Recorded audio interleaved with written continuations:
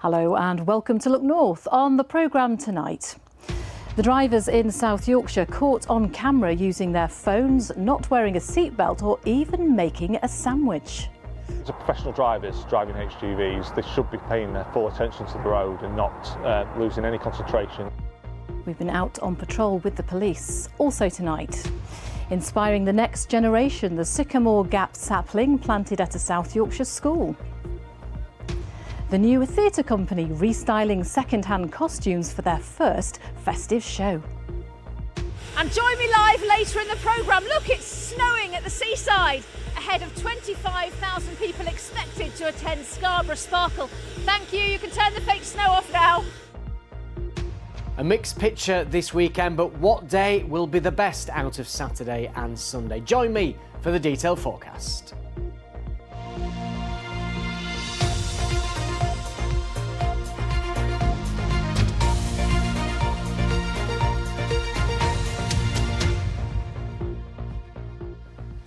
Good evening and thank you for joining us. Drivers not wearing seat belts, some using phones at the wheel and one making a sandwich. Those are just some of the offences South Yorkshire Police has been dealing with as part of a week-long operation on the motorways. Operation Tramline uses an unmarked HGV cab to catch drivers breaking the law. Over 4 days, they've stopped over 100 vehicles, including 48 HGVs. 22 were stopped for not wearing a seatbelt, and 18 of the offences involved used a mobile phone at the wheel. Well, Ollie Constable has been out on patrol. This lorry driver is taking Meals on Wheels to another level. He's being filmed making a sandwich, complete with a dollop of mayonnaise. On his steering wheel, been leaning over, and the sandwich is now in the centre of the vehicle. He's now eating it with one hand. While driving on the inside lane of the M1. He's been caught by officers as part of Operation Tramline, catching drivers breaking the law on the motorways in South Yorkshire. They used this, an unmarked HGV, getting a clear look into vehicles. Phone use, there we go. James, the Peugeot recovery truck, he's come down the slip, mobile phone in his left hand. Dangerous driving behaviours like using your phone or not wearing a seatbelt are all being dealt with today. He's not overtaking anything. There's no need to be here. This lorry driver is suspected of hogging the middle lane. We've got this heavy here. It's maintained its position in lane 2 for, I want to say, a good 2 miles now. Police cars behind the unmarked lorry are radioed in to stop and report this driver. He'll be dealt with through points on his licence and a fine. These are professional drivers driving HGVs. They should be paying their full attention to the road and not losing any concentration, looking at their phones and keeping their eyes on the road. Those moments of lapse of concentration will kill someone in an HGV. Keep going. We joined South Yorkshire Police for a few hours. While many drivers were legal and safe, the offences soon tottered up. That's received. That's the one behind you, yeah. Using his phone. He's already indicating. So in a nutshell, my colleagues have been in the unmarked cab today as part of our operation. You said that you've had a phone in your left hand, not doing anything with it per se. No, I wasn't, no. I'll be honest with you, I'm not going to lie to you, not going to insult your intelligence. No. I was just looking to see if my job had come through. This driver was taking a break on the hard shoulder of a slip road. Hi, sir, you all right? I'm not allowed to stop here. No, you're on a hard shoulder. I was checking you to make sure you're all right. No emergency reason. No. No, you're just on a break. Yeah, I was just on a break. In this lane of lane 3, James. Speed. Another driver came past us doing 100 miles an hour. Yeah, I've got 100 on. And a passenger in this van was seen from the unmarked lorry cab not wearing his seatbelt. Not wearing your seatbelt is a massive contributory factor to deaths on our roads. I don't want you to be one of those stats. He was fined £100. More than 100 people were stopped during the week, with most reported for using their phone or not wearing a seatbelt. 2 of the so-called fatal 4 offences, which lead to people being killed on our roads every day. Ollie Constable, BBC Look North, Sheffield. Next tonight, choosing to adopt a child is a huge lifelong decision for families, but some adoptive parents have told the BBC that they were forced to hand back their children because they didn't receive enough support. An investigation by BBC News found that more than 1,000 adopted children in the UK were returned to care in the past 5 years. Verity and Ian from North Yorkshire are adoptive parents whose son was taken out of the family home prematurely.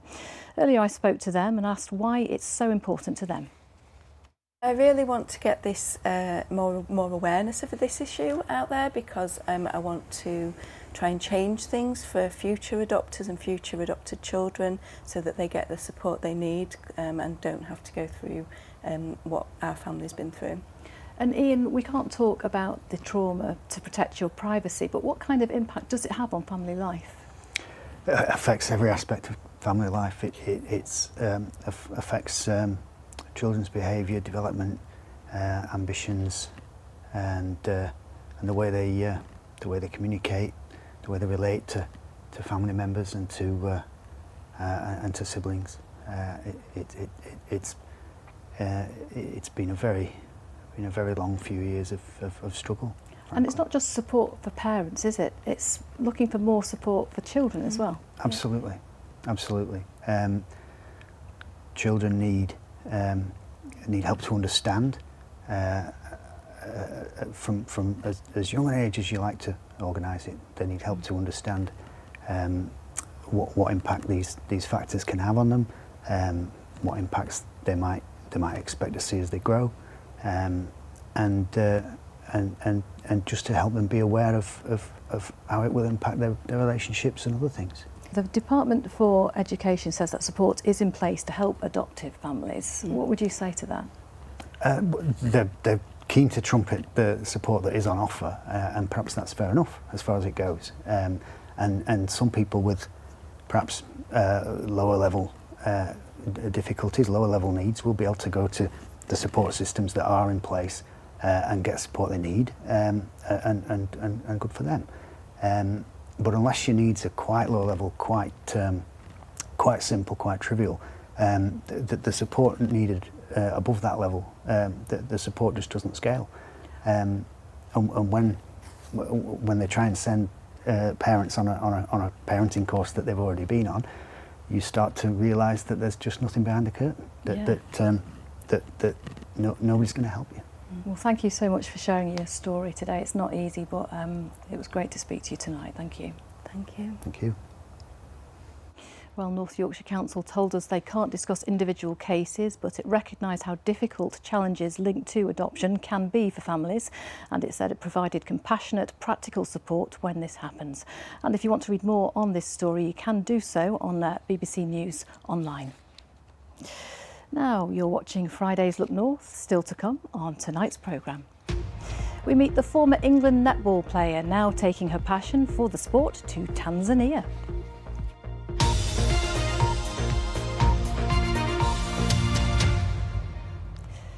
Some more news from around the region now, and a coroner has found that a 10-day-old girl from Leeds died from an unascertained cause. Lottie James Howard was found unresponsive by her mother at home in December 2023. She was taken to Leeds General Infirmary but couldn't be revived.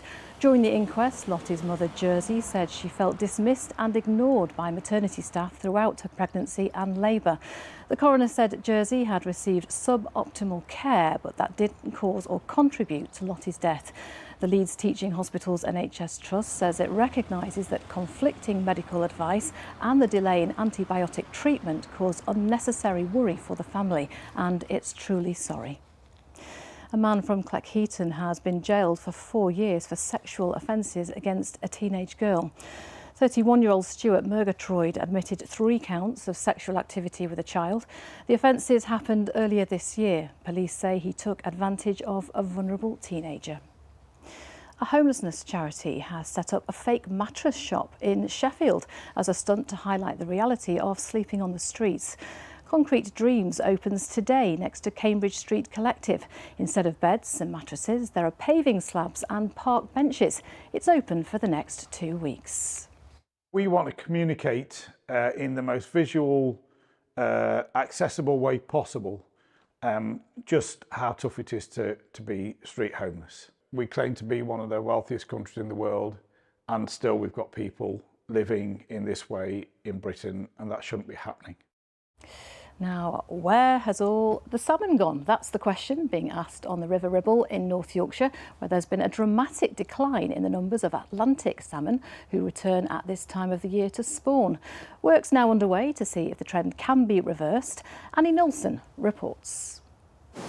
On a fresh autumn morning, a crowd stands waiting for the moment to see something truly spectacular.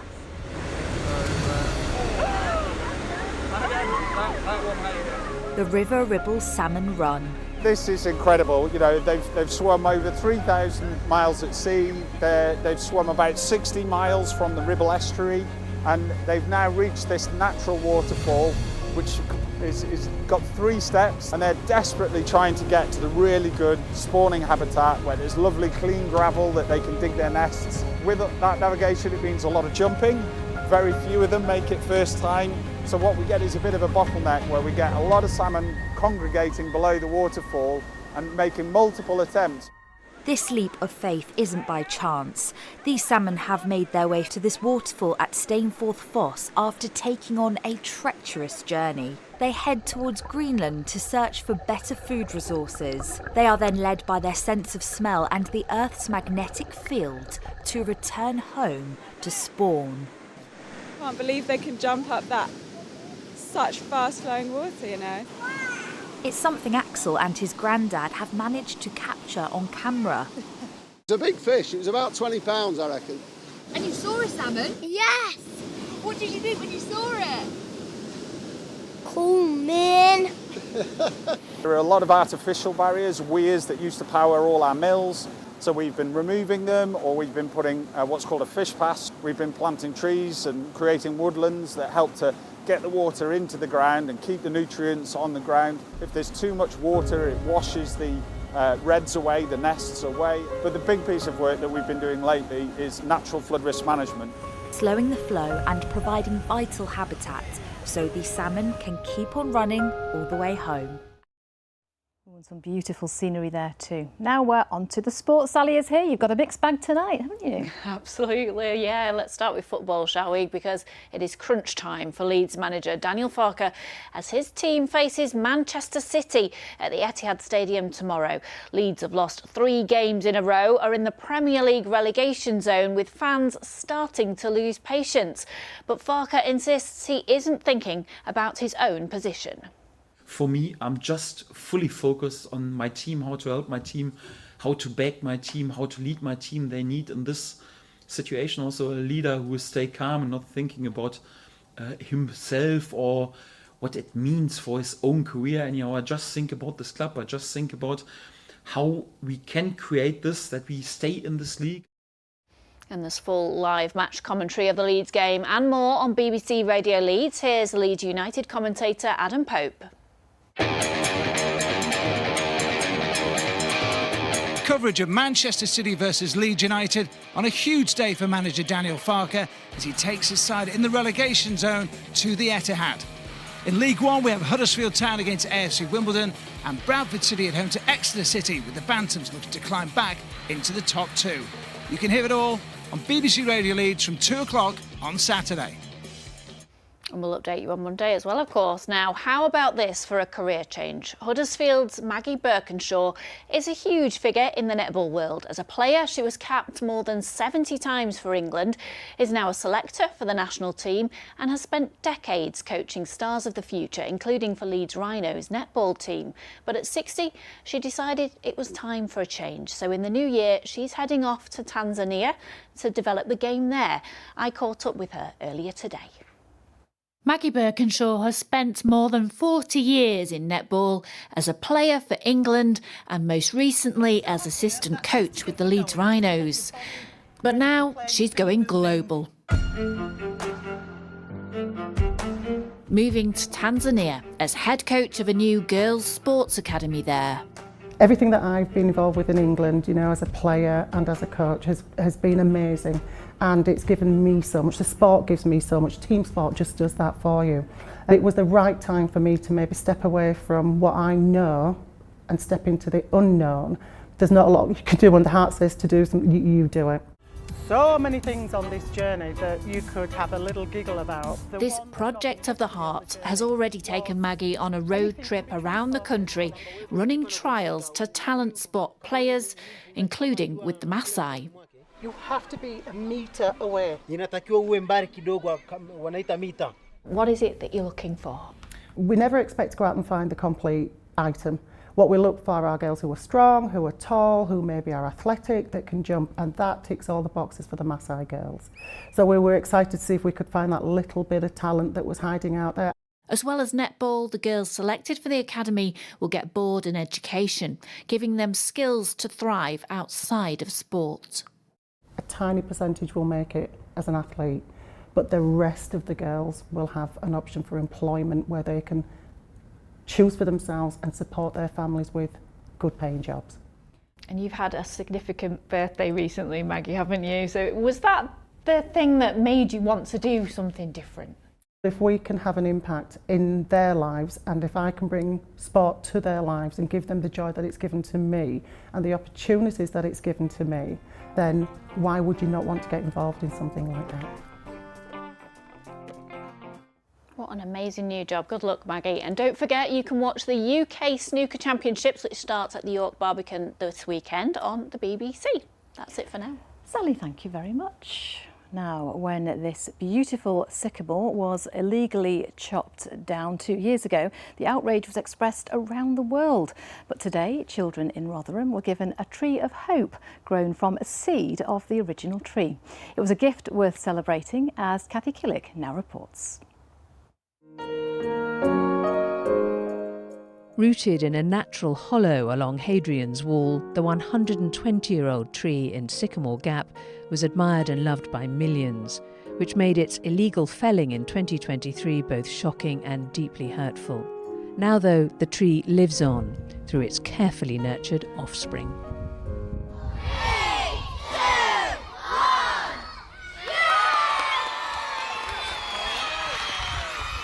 Anston and Greenland's primary has been given one of only 49 Sycamore Gap saplings because the children have proved they love nature.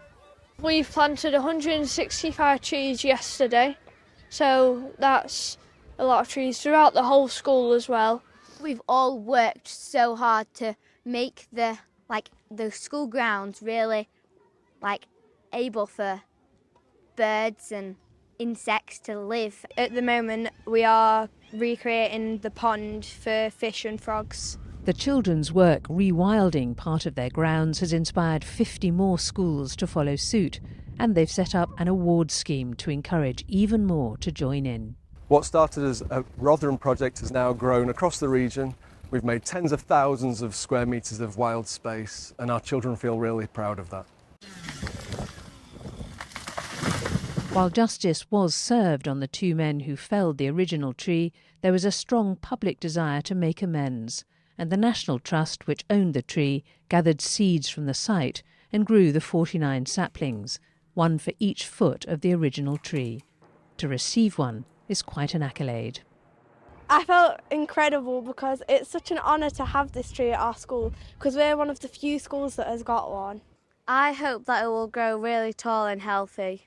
It feels incredible to have this tree at our school because we've tried so hard to rewild and help the world become a better place. It's something the whole school is celebrating. A new generation putting right the wrongs of their elders. Kathy Killick, BBC Look North, Rotherham. Now prepare to be razzle-dazzled. A brand new Yorkshire-based theatre company is preparing to take to the stage next week with its first ever festive musical. The cast and crew from Curtain Up Productions are performing White Christmas, but the theme is more green.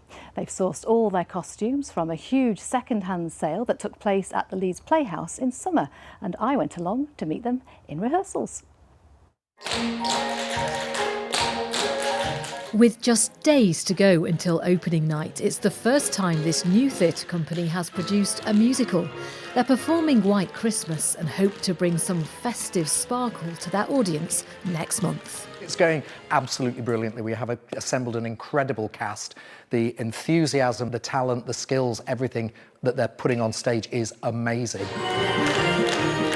The jewel in their crown is their beautiful costume collection, all second-hand and sourced from just down the road at the Leeds Playhouse, who had a costume sale back in summer. We filmed with Ian at the time. Look at this. Look at Beautiful. this. So we've got an entire rail here of stuff that's going to get a second life because White Christmas was fabulous then and it's going to be fabulous again this Christmas. And here's that jacket with a new owner. I feel like I'm ready to do jazz hands and get the tattoos on. I love the idea of the fact that we've been able to repurpose these Playhouse costumes and bring them to the stage yet again. It's just fantastic. The alterations are down to Stacey. When she's not on stage, she's backstage sewing. It's had its challenges, obviously in terms of some of the waistcoats that were actually designed and made for men. And then for our little petite dancers, they've had to be graded down quite drastically. And they're made so well as well, and that's another thing they've been tricky to get back into because of the quality that they were made originally. But it's lovely to give them a new life. And Stacey's not the only multi-skilled member.